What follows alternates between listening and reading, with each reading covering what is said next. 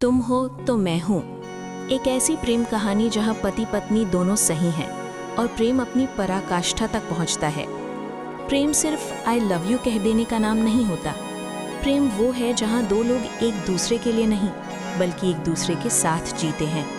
ये कहानी है आरव और नंदिनी की, दो साधारण लोग, लेकिन उनका प्रेम असाधारण था। आरव एक शांत स्वभाव का, जिम्मेदार और आत्मसम्मानी युवक था। नंदिनी एक संवेदनशील, आत्मनिर्भर और सपनों से भरी लड़की। दोनों की मुलाकात एक पारिवारिक कार्यक्रम में हुई। पहली बार जब आरव ने नंदिनी को देखा तो उसे उसकी आंखों में एक अजीब सा सुकून दिखा और नंदिनी को आरव की आवाज में एक भरोसा। शादी अरेंज थी, पर रिश्ता धीरे धीरे दोस्ती से प्रेम में बदल गया। शादी के बाद उनका जीवन बहुत साधारण था।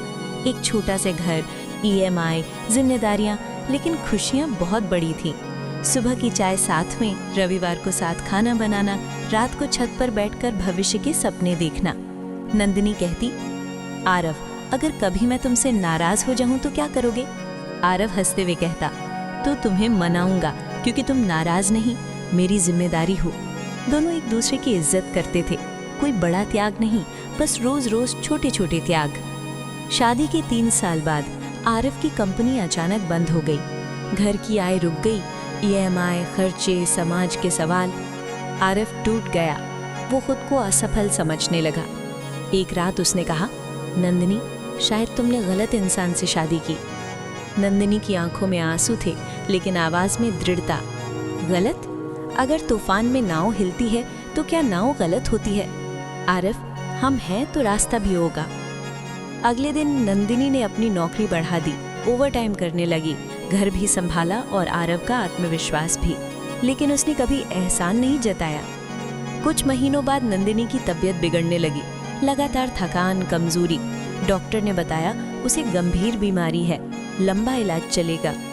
अब बारी आरव की थी। वो हर दिन अस्पताल ले जाता, रात भर जागता, अपने सपनों की नई नौकरी का ऑफर भी ठुकरा दिया क्योंकि वो दूसरे शहर में था। नंदिनी बोली, आरव, ये मौका मत छोड़ो, मैं संभाल लूंगी। आरव मुस्कुराया, मौके जिंदगी में आते रहते हैं, पर तुम मेरी जिंदगी हो।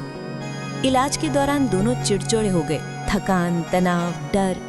एक दिन नंदिनी ने गुस्से में कहा, तुम मेरी वजह से अपनी जिंदगी बर्बाद कर रहे हो। आरव चुप रहा। वो भी थका हुआ था, लेकिन उसने सिर्फ इतना कहा, अगर तुम्हारे साथ रहना बर्बादी है तो मुझे ये बर्बादी मंजूर है। उस रात दोनों अलग अलग कमरे में सोए। पहली बार दूरी आई, लेकिन सुबह आरव ने देखा कि नंदिनी की दवा खत्म हो गई है। वो बिना कुछ कहे सुबह 5 बजे दवा लेने चला गया। नंदिनी ने तकिए के नीचे एक चिट्ठी रखी थी। मुझे डर है कि कहीं मैं तुम्हें खो न दूं, इसलिए कभी कभी मैं तुम्हें दूर ढकेल देती हूँ, पर सच ये है कि मैं तुम्हारे बिना कुछ भी नहीं हूँ। आरव ने चिट्ठी पढ़ी और उसके आंसू गिर पड़े। दोनों एक दूसरे से लिपट कर रोए। किसी ने हार नहीं मानी थी, बस डर दोनों को कमजोर कर रहा था। इलाज लंबा चला, लेकिन नंदिनी धीरे धीरे ठीक होने लगी।